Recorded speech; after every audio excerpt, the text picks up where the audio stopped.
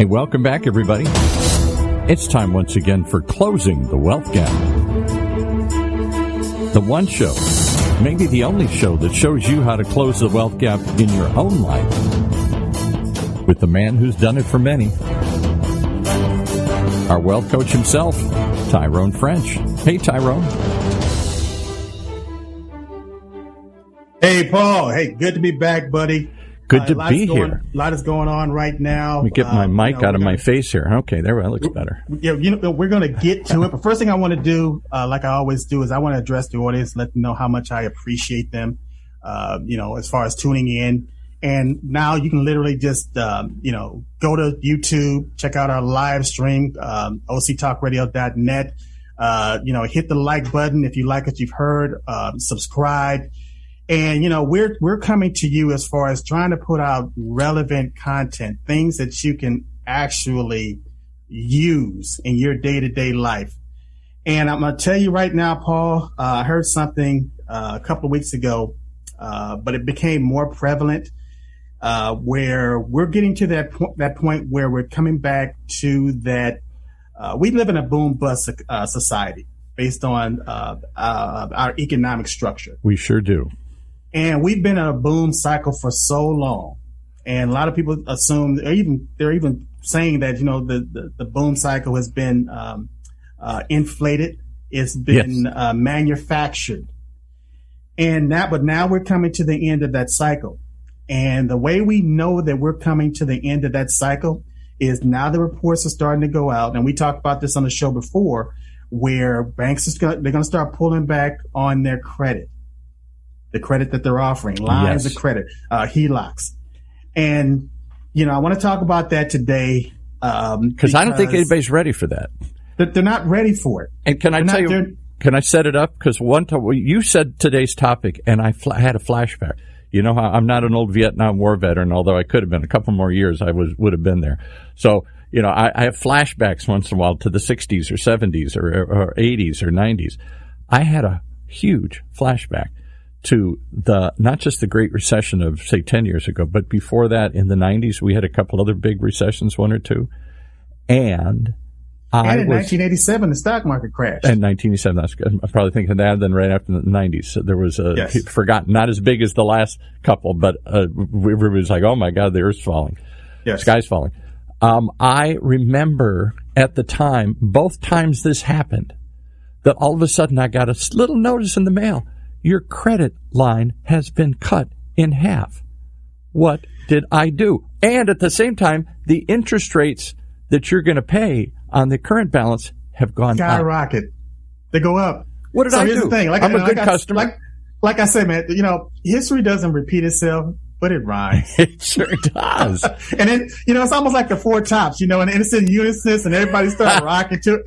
But if you're just if you're an average student of history and just going back and seeing how things happened a decade ago or 2 decades ago or 3 decades ago, you can almost plot those trends and say, wow, this happened before and it's happened a couple of times.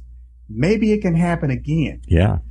And I tell you what, we got a lot of people that follow us that are Christians. That they read the Bible. Me too. And again, I'll tell anybody up front, I'm not a Bible scholar or anything like that, but there's so much good information in that book. I hear people say that it's outdated, but it's the laws and the principles that are in that book that are timeless. Yes. And they bring those laws and principles out based on stories. Yes. And there's a story, and I'm not getting into the full story, but there was a guy named Joseph. And his brothers had left him for dead, and he had a bun deal. He was actually being accused of sexual assault. Ended up getting thrown in prison, and at the time, the king had a bad dream, and he wanted this dream to be interpreted. And again, you can always go to the Bible and check out the story and everything. I'm not going to get into all the details, but anyway, the bottom line was he found out there was somebody in his jail that can interpret dreams. Mm-hmm. So he had this young guy, Joseph, come and interpret the dream for him. And what he was saying is that, based on that dream, there was 7 years of plenty, but there was also 7 years of drought. Mm. And what he advised the king to do, say, hey, based on the dream, the interpretation of your dream, there's going to be 7 years of drought coming. And what you need to do is prepare for this drought. Yes. And what the king ended up doing was taking this prisoner that was accused of sexual assault and made him the number 2 guy in the kingdom. And what Egypt did at the time was they stored up all this grain. And when the 7 years of drought and 7 years of famine came, all the people from all over that region had to come to Egypt to get food. Mm-hmm. Now, Egypt was not doing this out of the goodness of their heart. What they were doing is they were trading grain. They were using grain as barter. And what they were doing is, again, if you had land or if you had, crop, if you had, cattle, if you had anything that you could trade with, then you got this grain. Mm-hmm. And so during that period of time, Egypt became extremely wealthy. Now, how does that relate to today? Based on the boom and bust cycles, there's a 7-year cycle of boom and bust periods in the United States. And so it's always a time of plenty for the wealthy. Say that again. No ifs and buts about it. They don't go through the ups and downs that we do. They have either a surplus or a bank behind. They have some storage behind them to suffer through the tough times. It's called capital. They have capital behind them because what they're doing, it's like if you go to Walmart and you go to Kmart or something like that, you see a clearance rack. Yeah, right. And it's a red tag on it. Right. And everything is on sale. And I don't care. It could be a designer item, whatever it is, it's on sale. Well, during time of, the boom bust cycle, during the bust period, that's the clearance. That's the time when everything is on sale for the wealthy people. And I'll give you an example. Boy, that's a powerful way to put it. That's just their clearance sale. They're waiting for that summer sale that we call the Depression. And they will tell you that. They'll tell, Robert Kiyosaki wrote this book, excellent book called Rich Dad Poor Dad. Yeah. Obviously. And he followed it up with a book called The Cash Flow Quadrant, where and he talks about the cash flow as far as this quadrant where E represents employee, S represents self-employed. And that's the left side of the quadrant. The right side is for the BNI, which is business owners and investors. Mm-hmm. And what he tells people based on that mindset is you want to be on the BI side because that's where all of the benefits are. That's where the tax breaks are. That's where everything is. You add one more to the letter to that BI side and you got big. Exactly. Never looked at it like that. But again, if you're on the BI side, you're waiting for that bust cycle because everything is on sale.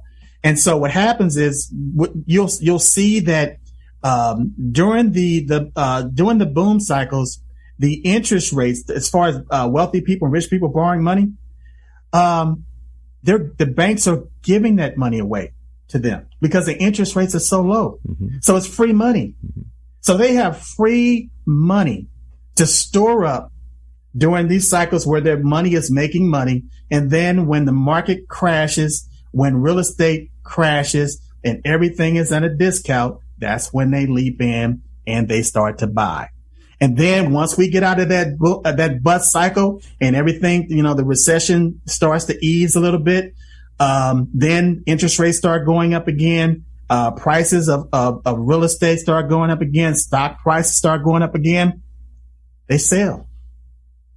They sell to us suckers. Well, most people in the United States, based on a lack of financial literacy, they're conditioned to jump on the bandwagon. Yeah. And so what they're going to do is they're going to buy either way when prices are high. When it's going up, I got to get in on it. When it's going down, I got to get out. And I got to get out of it. Yeah. Whereas the savvy investors, when it's going down, they know to buy more. Yeah. And so instead of getting out of it, it's like, wow, this stuff is really cheap. Let me buy more. But the average person will say, I'm losing money that I don't have. Let me get out. And when people come knocking at your door and say, I'm going to give you twice for that house, twice for that stock, they say, it's yours. I'll take the cash and wait for you to come back in 6 months and sell it to me all over again for half the price. And that's the boom bust cycle. That's the psychology that's happening. But it doesn't have to be that way. If you just took the time to educate yourself, to get the wisdom, the knowledge and the understanding of what's going on, then you could play this game too. And I call it a game because that's what it is. That's what it is. It really is. You can cry about it. You can shake your fist at it. You can say how awful it is or unfair it is, or you can play.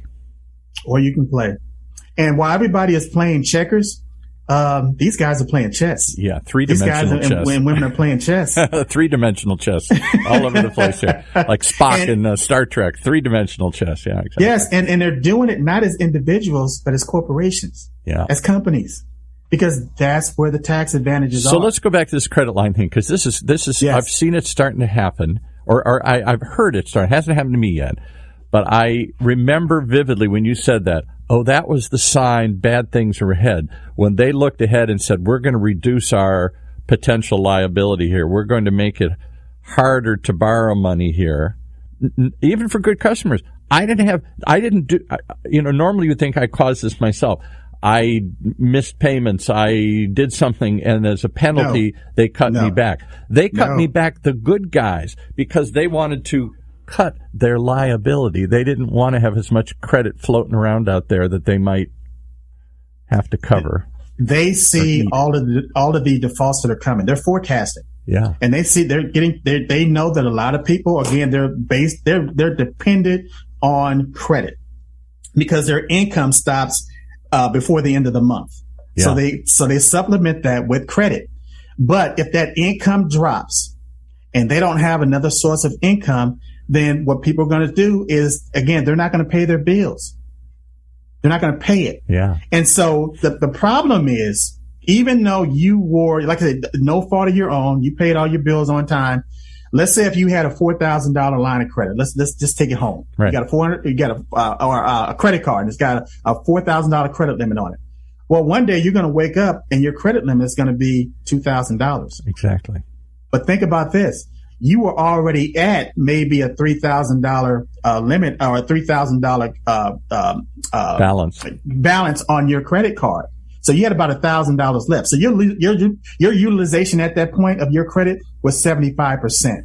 And it changed my credit score because all of a sudden my utilization. That's what I'm getting to. It's going to affect your credit. No fault of your own. It's going to affect your credit score. So now you're over that limit. And so now that your credit score is dropped, guess what? Your credit score can drop overnight. Oh. But it could take you months and sometimes years to recover from. So let me give you a tangible example. So that year I went out and leased a car, and that's how I discovered this. And they said, well, I thought I had, good credit, whatever good credit, 700, let's say, or something, a good credit card. I went and I had like 600 or 620 or something, way down from where it was. And maybe not 600, but it was substantially down. And so they said, oh, after I negotiated the whole thing and I'm ready to sign the paper, it's another $100 a month for your car. Why? I got good credit. Oh, no. Your credit's gone down. Why did my credit go down? I didn't default. I didn't do anything. Well, your credit utilization went up. Why? I didn't buy anything. Because you used to have this much credit. Now you have a lot less credit. And whatever that balance is looks bigger against that little amount there. Suddenly I was using more of a littler. And I said, how did this happen? And they went, exactly. I don't know, Mr. Roberts, but it's another $100 a month for the next 4 years. Exactly. So what I'm saying is that if you had a $4,000 credit limit and you were utilizing 75% of that, meaning that you had a $3,000 balance, the minute that drops down to $2,000, your utilization is 100%.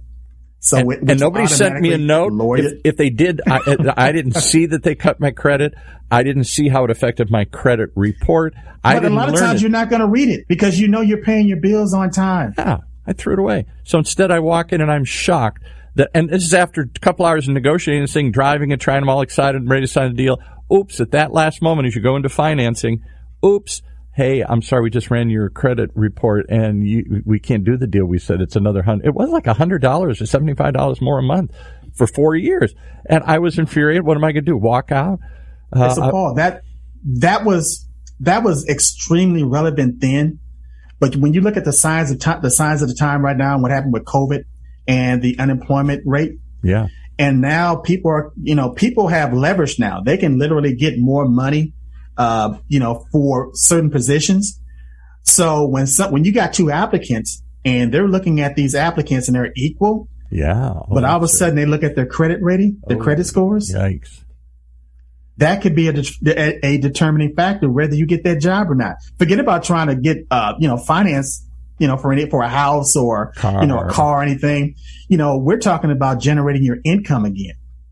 So good, even people who've paid the bills on time, been careful about their spending, all the things one of the things you're always trying to preach, don't spend like a drunken sailor, pay attention to what you're doing.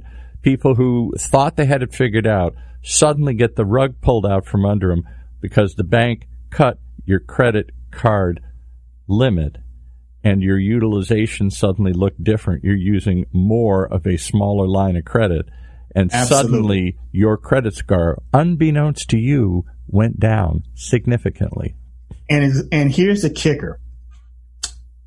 Now that you're down, this is where they kick you in your teeth. Yeah. Because they know you don't have a reserve.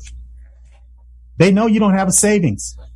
They know that you don't have anything to fall back on. Why would I get 1% saving it? I better to just go out and invest it and buy something here. I don't get anything from that saving account. If you look at what happened in 1929, prior to 1929, a lot of people would save a lot of their money in life insurance. Yes. In insurance products, whole life insurance. And that's another show. We're not going to get into all that right now, but that was the mindset back then as far as having that capital reserve as far as an emergency or using that money to start businesses and things. But then the rate of return on that wasn't as much as investing in the stock market. Right. And it was steady, but it was small. It took a savings bond from the Treasury Department. Another thing people would give you when you're a kid, a savings bond, 20 years, it was worth something. You had to hold it forever. Exactly. It grew over time. So, the stock market back in 1929 became sexy, and everybody was in the market. And so they didn't have a whole lot of savings. And so when the stock market crashed, and the New York Fed, when the Federal Reserve Bank didn't inject all that money back into the system. Unlike the last time, unlike this, the last two crises where especially this one, where they just went and pumped a bunch of money into to rescue everybody here. They call it quantitative easing. Yeah, right. But what that does, why do they all give it a name that nobody understands? Quantitative easing. Who knows that? Because most people are financially illiterate in this country. So if you don't understand what's going on, it's not relevant to you. So let me touch on this point because it's very important as far as people putting themselves in a position whereas they can overcome what's about to happen, because it really is a mindset. What is about to happen, business. Folks? Did you just see a red light blinking in the back here? Tyrone is giving you a warning sign here. It's about to happen. Yes. So when the stock market crashes and you're on paper, your net worth is dwindling, and you don't have the credit to fall back on, and you don't have the reserves to fall back on, then you're going to be in a world of hurt. Now, at the same time, there's another crisis going on with evictions. What you talked about the last time, yeah. Exactly. So a lot of people don't have they don't have the money to pay the rent. Some people don't have the money to pay their mortgages. And so homelessness is going to increase. And rents are going up at a time when people are struggling to pay what they already have to pay. I just read this morning, across the country, rents are going up. That seems to be counterintuitive. People are struggling to pay, and yet, and I guess it's because housing's gone up. You got no choice. So, Paul, that goes back, and we talked about this on a few other shows, talking about as far as inflation.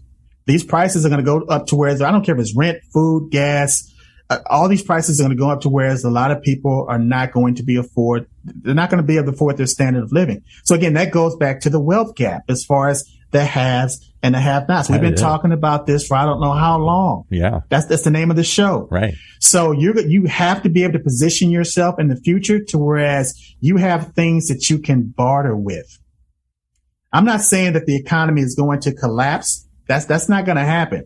What's going to happen is the wealth gap is going to get wider and wider and wider. So you're going to have people that's doing extremely well And then you're going to have people that's doing extremely poor. Yeah. And they're just they're barely going to be both groups are growing. The rich are getting richer and the poor are getting poorer. Exactly. So my thing is, in the future, you're going to have to set yourself up to whereas you're playing chess. And if what you're doing is not working for you, you have to come to that realization of saying, this is not working. So you need to stop. If you're not in that, let's say you're 50 years old, 40 or 50 years old, and you're still living payday to payday. You're still following all the rules and all the paradigms, and you're still, you don't really like your job. You don't really have enough money, saved up for retirement. You don't see where you can literally get the training that you need to pivot to another career. Then all of those, that's feedback. That's life telling you that the decisions that you're making are not efficient based on what your aspirations are. So you have to take the time, you have to stop and ask yourself, how do I fix this problem? So kind of look at it like going to the doctor. You go to your general practitioner and the doctor tells you, hey, we got something going on, right, and we need to send you to a specialist to check it out. You're not going to sit there and try to self-diagnose yourself and try to solve the problem. Not at that point. Not at that point. So, and even if you were, it's just like somebody going to court and without having legal representation. The judge may not say it, but they're looking at an idiot. Yeah, they treat you that way. They treat you that way because you didn't come in there with the right representation to get the best outcome that you could get. You thought you could do it yourself. It's almost like somebody having they're buying a property, or they have this property and they start having plumbing problems, and they're not a plumber. They've never been trained in plumbetry of being a plumber, but they go out and try to do all this plumbing and just make matters worse. So in the future, you're going to have to pair up with somebody that has that information, that has the experience, that can literally look at your situation and give you a professional, qualified information to say, hey, look, this is where you are. This is where you'd like to be. We can put a plan in place to help you get from point A to point B. But the problem is, I don't know anybody like that. Who could coach me like that? Who could give me a plan? Who could show me the way? I'm looking for somebody, wandering around looking for somebody to help me here. Help me out. I tell you what, I'm a little biased. Maybe. But there's this guy. His name is Tyrone French. I've heard of him. He has a show. Has a coaching program, closingthewealthgap.coach. I would recommend anybody to go to that website. Just take a look. Just get the information. It's not for everybody because again, it's a mindset. And you know why it's not for everybody? It's not because everybody. I'm gonna interject this because too often people say, well, it's not for everybody. That means, well, yeah, because I'm stupid, I'm poor, it's only for the wealthy, it's only for the privileged, it's only for the few. This whole podcast, this whole show, this whole radio show, your whole life is about ordinary people, everyday people getting ordinary wealth. Ordinary wealth. Wealth shouldn't be an extraordinary thing for only a few.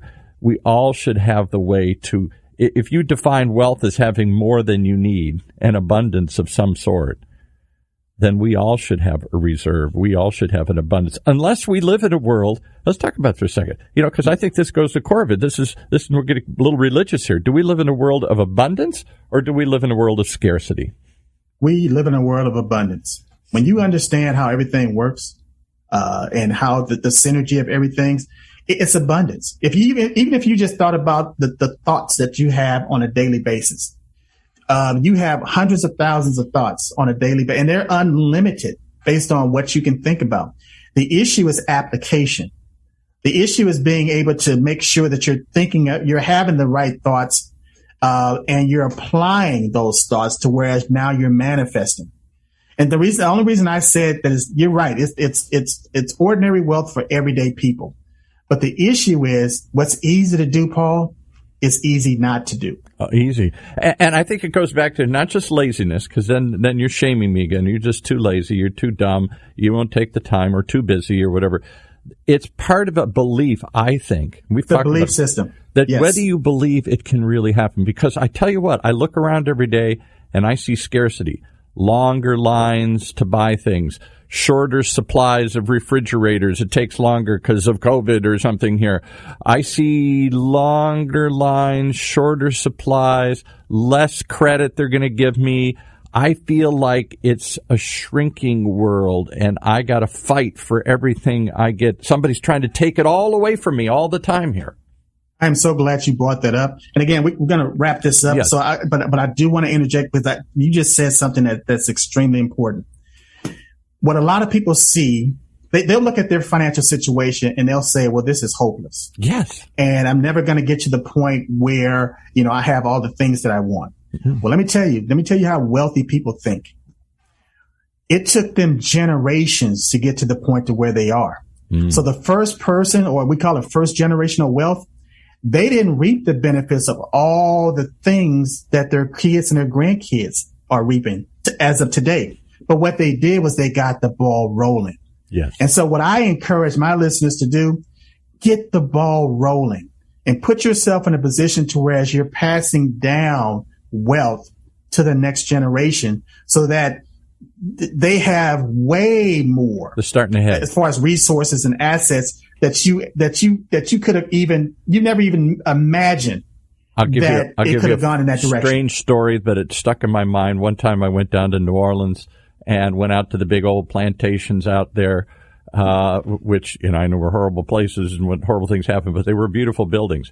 And this one guy who was a planter there it's called Oak Alley. You can look it up. He planted some oak trees. And he knew they would grow together to form an alley down to the river from his beautiful house.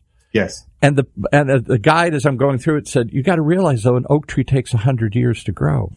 So he knew he would never see what he was doing. He could only envision. He was planting a seed for some future generation to see. And to this day, it's a spectacular sight, this alley of oaks that he had it in his head to start way back when.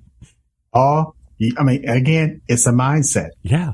It's a mindset. And a horizon. How far are you looking in the horizon? Am I looking today, tomorrow? Too often we're caught in the today world, the minute, right now, this second.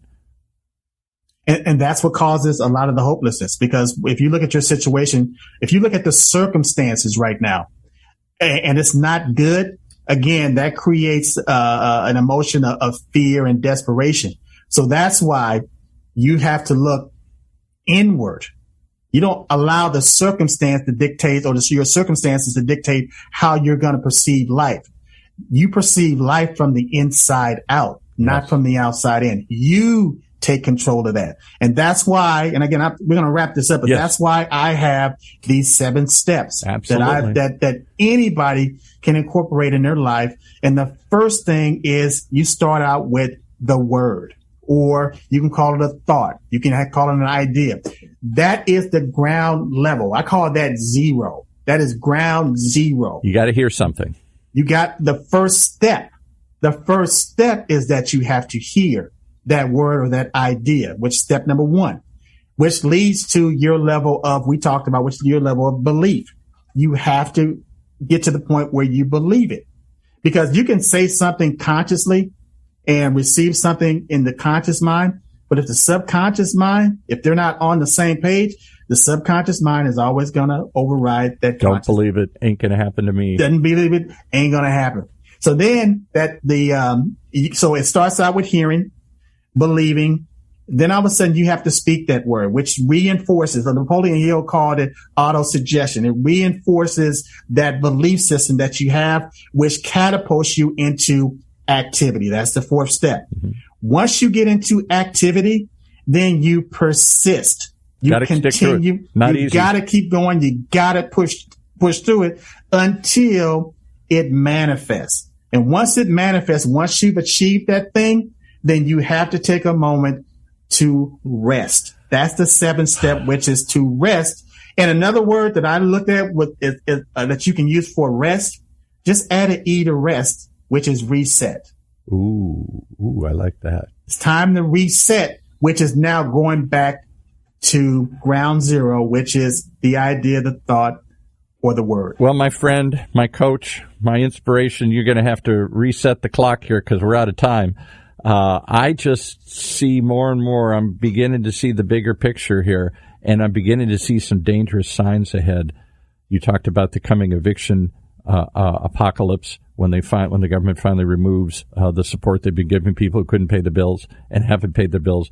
Talk about the cut in credit lines. We've talked. We should do a show on the tightening supplies of things. Toyota just announced today, we're doing this in the middle of August, that they're going to cut their production in half because they can't get little computer chips right now. Yes. All of this is going to make prices rise, and the amount of money the government's stuck into the system, inflation, those double whammy there, inflation and cut back in productions, cut back in credit.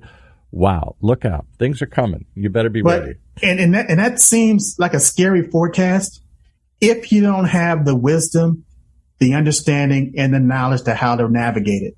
If you have the wisdom, the knowledge, and the understanding of how, these are happy times. A storm is only scary if you're not prepared for it. If you're not prepared for it. Exactly. Okay. Well, I'm prepared to do more. How do people find you if they want to get prepared and learn more? Again, what I want you to do, and again, I really appreciate people, taking the time to listen to this podcast. Go to YouTube, check it out, OC Talk Radio. If you like the information, just like it or, click on subscribe. Share it. But, share it. But you can have my business in the palm of your hand, which is my mobile app. It's not going to take up any room on your phone. Just go to text closing the wealth gap to 36260. Again, let me repeat that. Text closing the wealth gap to 36260, or just go, if you're online, go to closingthewealthgap.coach. If you just, want to give me a call 562-498-4316. But at my website, all of my information is right there. All my contact information is there. And again, you don't have to go through this alone. This is a labor of love for me, for Paul. OC Talk Radio is putting this content out for a reason. These do not have to be scary times for you and your family. So but you gotta, and Napoleon Hill wrote a book called Think and Grow Rich. But before that, he wrote a book called The Law of Success. He said real power is organized effort. Organized effort. Yeah. Organized effort. So start today. Two people can represent that organized effort, that level of power. Well, there was a guy a couple thousand years ago, and he only had 12 people, and he changed the world. Yeah, what was that guy's name? I forget that guy's name. I'll think of it in a minute here. Yeah. All right. Thanks so much. Come back again. That's our show for this week. Closing the Wealth Gap. The one show, the only show that shows you how to take control of your financial future.